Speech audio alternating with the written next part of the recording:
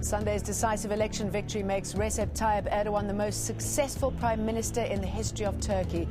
His ruling AK Party has secured a parliamentary majority, but not enough seats to change the constitution on its own. The Erdogan phenomenon and the future of Turkey.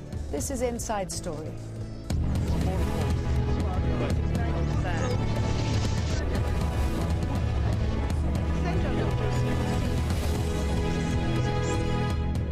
Welcome to the programme. I'm Jane Dutton. Turkish Prime Minister Recep Tayyip Erdogan's ruling AK Party won a third term in Sunday's parliamentary elections, but the party will not be able to make unilateral constitutional changes. The party won just under 50% of the vote and secured 326 of the 550 seats in Parliament. That's 40 seats short of the two-thirds majority it's needed to rewrite the constitution without the cooperation of other parties. And it's also short of the 330 seats the party needed to refer constitutional reform to a public vote. However, it is the AK Party's largest electoral victory since it came to power in 2002. Many say Erdogan's support rests on his success in creating a booming economy and in ending decades of chaotic coalitions, military coups and failed international financial bailouts. Erdogan has promised to build consensus with opposition parties to write a free civilian constitution that unites and embraces all parts of Turkish society. A brand new page has opened for Turkey now. I would like everyone to be sure of this, as it was the case in the previous AK Party governments. This new government will govern not only those who voted for AK Party, but it will be the government for all 74 million of us. Well, drafting a new constitution was one of the most important issues in this election. Almost every political party promised to bring in a new, more democratic constitution to replace the military one Turkey adopted after the 1980 coup d'etat. Turkey's current constitution restricts some political rights and freedoms, including free speech and minority rights. Erdogan promised a new constitution would strengthen democracy and boost the economy enough to put Turkey in the world's top 10 by 2023. However, Erdogan's sceptical opponents say the AK Party would use a new constitution to consolidate its grip on power. They claim that Erdogan wants to introduce a system that would give the president more executive powers. Joining us now to discuss this are our guests in Ankara, Yusuf Kanli, a columnist for the Hurriyet Daily newspaper. In Istanbul, Nicole Pope, author of the book Turkey Unveiled, A History of Modern Turkey. And in Beirut, Mustafa El-Labad, director of Sharq Centre for Regional and Strategic Studies in Cairo. Welcome, all three of you. Mr. Kanli, is this remarkable success a victory or catastrophe for Turkey? Definitely, this is a great victory for Prime Minister Recep Tayyip Erdogan and his ruling Justice and Development Party. Irrespective what opponents may say, or irrespective how we journalists describe it, getting 50% vote in an election, which is indeed the third consecutive term for a party in power, it is a remarkable success. We have to concede that. OK, that's considered and taken, but is it a good success for the country itself? Interesting enough, the first vote of AK Party in 2002 was about 36%. The second vote was in 2007, 47%, slightly less than that. And this vote is about 49.9%, which is just short of 50%. In 2002, with 36%, AK Party was 261 seats. In 361 seats, just 6 seats short of two-thirds majority. In 2007, with an increased 46.7%, it was 341 seats. Much lower, now increased its vote. Now with almost 50%, AK Party is short of three-thirds of parliament. This, of course, while on the one hand is boosting the morale of AK Party, on the other hand is boosting the morale of the opponents, because as you said in the introduction, this result shows Turkey won. As AK Party will not write the constitution unilaterally, as the country will not plunge into a new wave of uncertainty, a new wave of crisis, but instead, irrespective whether the Prime Minister wishes or so, he will have to reconcile with the opposition parties, at least with one of the three, and write a constitution accordingly. Okay. Ms. Pope, do you agree that this will bring a certain stability to the country, more stability to the country? Well, certainly I think that the voters have voted, have rewarded the government for a good economic performance, but they also voted for stability and continuity. I mean, of course, Turkey was, in the 1990s, Turkey suffered a lot of instability, economic uncertainty under coalition governments, and I think it's quite clear that this is something that the voters no longer want. I think that another thing that is interesting that has happened over the past 3 elections, I mean, since the AK Party has come to power, in 2002 was really the election when there was a big transition from the old guard to this new era. And because Turkey still has a 10% national threshold for any party to enter parliament, in 2002, only 2 parties made it in, the AK Party and the opposition Republican People's Party, but these 2 only represented 54% of the electorate, which meant that really a huge chunk of the voters were disenfranchised. Now, in 2007, we saw that there was more consolidation, and 4 different political groups made it into parliament who represented 87% of the electorate. But this time, we see that political balances are more settled. There hasn't been any external pressure from the army this time, and we see that the 4 political groups, because of course the independents represent largely the pro-Kurdish party, the 4 groups represent 95% of voters, so that means that this parliament is really more representative. Mr. El-Labad, this has been good for the opposition, hasn't it?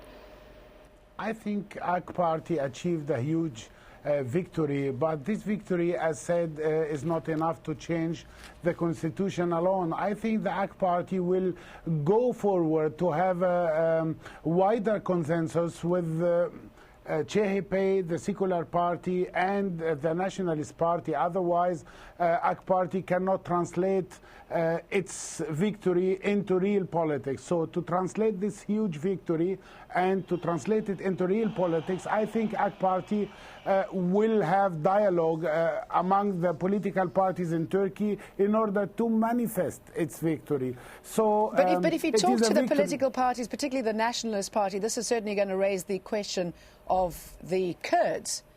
How are they going to come out of this? Yes, there is contradictions. We have the nationalist movement, we have the Kurds, and we have the CHP, Cumhuriyet Halk Partisi, this secular party on the left of AK Party. So AK Party cannot achieve a consensus with the Kurds. Even with the seats of the Kurds, it would not be enough for AK Party to change the constitution. So the main target is CHP, and then it would be a pure Turkish consensus, and I don't think that AK Party and CHP would give concessions to the Kurds now. It was like that since the establishment of the Turkish Republic 1923, and AK Party is moving toward all parties, and if the AK Party is moving alone towards the Kurds, he will lose CHP and the nationalists. So okay, AK Party... Okay, let me put that to Mr. Kanli. I mean, how do you foresee his consensual leadership that he talks about? Indeed, this is a very big puzzle. First of all, AK Party and the other 2 parties and the Kurds, this election result is a product of the 10% national electoral threshold. Therefore, to say that 95% of national will is represented in parliament is a big lie, because smaller groups were given no chance of survival. People thinking that their votes will be wasted prefer to vote for the bigger parties or the independents they thought they would win. Therefore, this is a big problem for Turkish democracy that we have to overcome. And I think in writing the new constitution, this will be one of the priorities that will be raised by both the Kurds and the other two parties, irrespective of their political affiliations. Therefore, AK Party will have to first concede the need to change the electoral threshold. When it comes to the, of course, the hardest part is Turkey has to write a new constitution. There's a consensus in the country to write a new constitution. Everyone wants to write a new constitution, but what they have in mind is different. The Kurds want a constitution where they want to see their ethnic identity is reflected, while the Nationalist Party or the Republican People's Party would like to see a constitution where the first three articles, which defines the Turkishness as well, or the state, are kept intact. Okay, the AK Party, therefore, will have to make a decision. Okay, let me tell you what many of the Turkish voters say. They welcome the results of Turkey's parliamentary elections, and this is what they had to say on Monday. I'm happy with the results. They mean continuing stability in Turkey. Our demand now is a new civilian constitution. The result is clear. People trust Erdogan even more. But they want constitutional amendments based on consensus of all political trends, giving the parliament the ultimate decision-making powers. I have never seen anything bad with him. He's good for me. I buy petrol when I go to the sea a little cheaper. Every year I have a small profit from him. I'm grateful. Okay, so Ms. Pope, they are lauding his achievements with the economy. The constitution was raised again. How does a man like Erdogan, who is accused of having authoritarian tendencies, how does he draw up a new constitution if he is able to get the support in the coming months or years? Well, I think that everyone in Turkey, I think that there is a wide consensus, and not just among AK Party supporters, that Turkey does need a new constitution. The constitution that was introduced in 1982 under military rule is clearly too restrictive for Turkey's ambition to become a truly democratic country. Now, of course, before you can have real democracy, you also have to have a democratic culture, and I think that this is something that Turkey will have to work on in the coming month and years. But how's he going to work on that? Because what we've seen over the last couple of years, he's really clamping down, isn't he? He's clamping down on free speech. Many journalists are in jail. So how does that work? Yes, that is the case, and it is an unfortunate thing. I think that, well, if you want to be optimistic and hopeful, I think that the resounding victory is just had, and the fact that it really consolidates the sort of move away from a sort of military tutelage may give him enough, a sense of enough confidence to loosen up a little bit. When it comes to how you go about writing a new constitution, well, there's already several drafts that have been circulated by, you know, the Industrialists Association has circulated its own draft. Various think tanks have produced others. I mean, there are already several proposals on the table. The AK Party had produced its own draft a couple of years ago. It was considered widely insufficient by civil society groups, but at least it's something that society can start debating. Mr. El-Labad, Ms. Pope there was saying that this resounding victory will make Erdogan increasingly confident, but his critics say that this could push him towards a more sort of conservative, a more Islamic vision. Wouldn't that undermine Ataturk's vision? I think AK Party is a main bloc. Mr. Erdogan is one factor. on AK Party's win and a main factor, but it's not the only factor why AK Party is winning and why Arabs in the neighborhood of Turkey are looking to Turkey now as example or for the Turkish model as their model. So Mr. Erdogan is very important. His speeches are very important. His political achievements were very important. But Turkey and Turkish model is more wider than Mr. Erdogan itself. So I think Arabs in the region after Arab Spring are looking to Turkey with different eyes now. Arab Spring introduced the value system of Turkey. So we have freedom, democracy, human rights, dignity. All these slogans, all this value system is compatible with the ones in Turkey. So Turkey went closer to Arabs after Arab Spring. And now we have the geopolitical problems for Turkey after the election with the situation in Syria, the situation in Libya. So I think Arabs will be more closer to Turkey after the election. On one hand, the Arab Spring, on the other hand, Turkey manifested the rule of AK Party and Mr. Erdogan. So both factors will play a dominant role. But don't you think the Arab Spring will now pressurize Turkey to deal with the Kurdish problem? They have to. I think, yes, Turkish model is till now the winner among the competition of models, but its weak point is its attitude towards minorities, Kurds and Alawites. So we cannot expect that there is a model existing in the world without disadvantages or weak points. But Turkey is looking to Arab neighborhood after Arab Spring with different eyes, and the opposite Arabs to Turkey as well. So the Kurdish problem is a problem is existing since 83 years. We cannot expect to solve it in 83 days. And even a consensus with the Kurds will affect problems with People Republican Party and the nationalist movement. Yeah, I mean, the nationalist has scuppered his attempts in the past, hasn't he? But during his victory speech, Erdogan hinted at Turkey's aspiration to be a voice in the West for Muslims and the Middle East, which is what Mr. El-Khani was talking about. He said that the party's victory also benefited Bosnians, Lebanese, Syrians and Palestinians. Believe me, Sarajevo won today as much as Istanbul.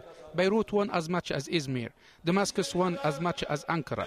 Ramallah, Nablus, Jenin, the West Bank. Jerusalem won as much as Diyarbakir.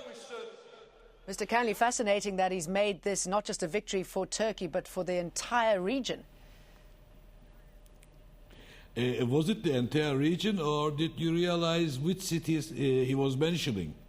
Yeah. These were the former Ottoman territories he was mentioning. Neo-Ottomanism was back in full swing with the victory speech of the Prime Minister.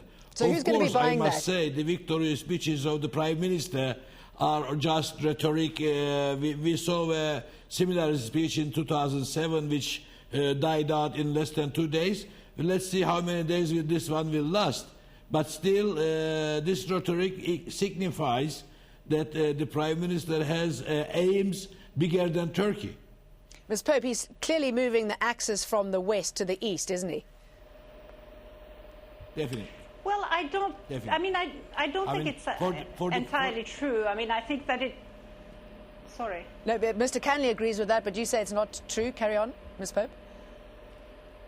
Yes, no, I was saying that, you know, Turkey still has very strong ties with the West.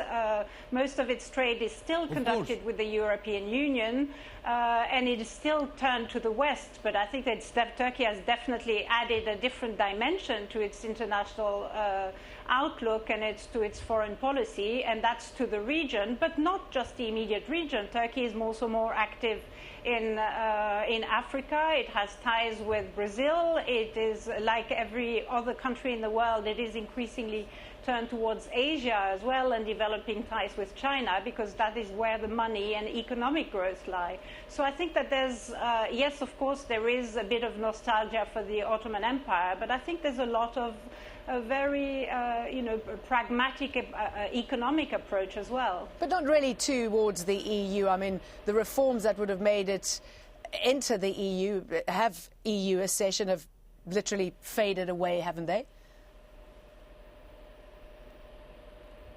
Yes, I think that there has been much progress on the European Union, unfortunately. Now it looks like in the new cabinet that is going to be formed, there will be a ministry for European Union affairs. Now we'll see if that means that the government is determined to make more of an effort to embrace some of the reforms. But of course, if Turkey managed to introduce a new constitution, for instance, that would already be a big step in the right direction as well. Okay, Mr. El-Labad, let's carry on with this theme of Turkey being a larger regional player, possibly moving its aim from the west to the east. What sort of pressure do you think is going to put on the Syrian president, considering Assad's victories, if you like, against the PKK in his own country? I think it's a hard calculation between Turkey and Syria now. Turkey used to pressure the Syrian system in a certain level, not to push very hard, in order not to leave Syrian political system in the hands of Iran. And on the other hand, Turkey cannot tolerate what is happening in Syria. Otherwise, Turkey will lose its credibility as a model and as a protector for democracy and human rights. So exactly. So how will it balance that? I didn't understand. How will Turkey balance that dilemma? I think Turkey has to weigh its geopolitical interests in Syria, which is very considerable, and on the other hand, its status as protector for human rights and democracy. So after the election, I think Turkey will push more hard than before to pressure the Syrian system to let a consensus among Syria. Now Turkey is looking to the struggle in Syria as it is a race, and Turkey has many horses in this race. Not only the system, but the opposition, the Islamic one and the secular one. So the cards in the hand of Turkey are more different than it has before the election. Now they have to pressure the system in Syria, and they have the leverage to do it, but to a certain level, not to destroy the balances within Syria. So I am expecting in the near future, in coming days, Turkey and Mr. Erdogan will have more pressure to put in Syrian system in order to get an end for the struggle inside Syria. And at the same time, Turkey should be a part of the solution, not a part of the problem. So Turkey will remain constantly to have relation with the system, but with different dynamics. So I think Turkey is in the best position now to pressure the system, and at the same time to satisfy the opposition in Syria. Do you agree with that, Mr. Kanli? Of course, Turkey should be part of the settlement in Syria. And the Syria situation, if it not be handled properly, will have backlashes on Turkey, and will have a more serious Kurdish problem, which is always a headache for Turkey for the past decades. Therefore, it is crucial for Turkey to be attentive on what's going on in Syria and to be part of the settlement there. Indeed, the Kurdish opening that the government started and had to give up 2 years ago, or 1.5 years ago, because of its seeing that its popularity dipped down to 30% and became very nationalistic, unfortunately, was aiming to provide a settlement to the Kurdish problem of Turkey through openings in Syria as well. Therefore, this is a must that we have to be very concentrative on. We have to we cannot ignore the situation in Syria, definitely. And of course, with which Turkey we are talking of when we are saying Turkey should be a model for Syria? The Turkey where there are 68 journalists behind prison, or the Turkey where the Prime Minister has been so tough on minorities? Therefore, Turkey has to, as part of this new constitution drive, Turkey has to tone down some of the election rhetorics, election frenzy, and come to terms with the realities and start thinking of enhancing freedoms at home. Okay, Mr. Kanli, I think we all agree that it's going to certainly be an interesting decade for Turkey. Mr. Yusuf Kanli talking to us, Nicole Pope, Mustafa El-Labad, thank you all. And, of course, thank you for joining us on this edition of Inside Story. We welcome your comments and suggestions. Please email them to us at insidestory@aljazeera.net. Goodbye for now.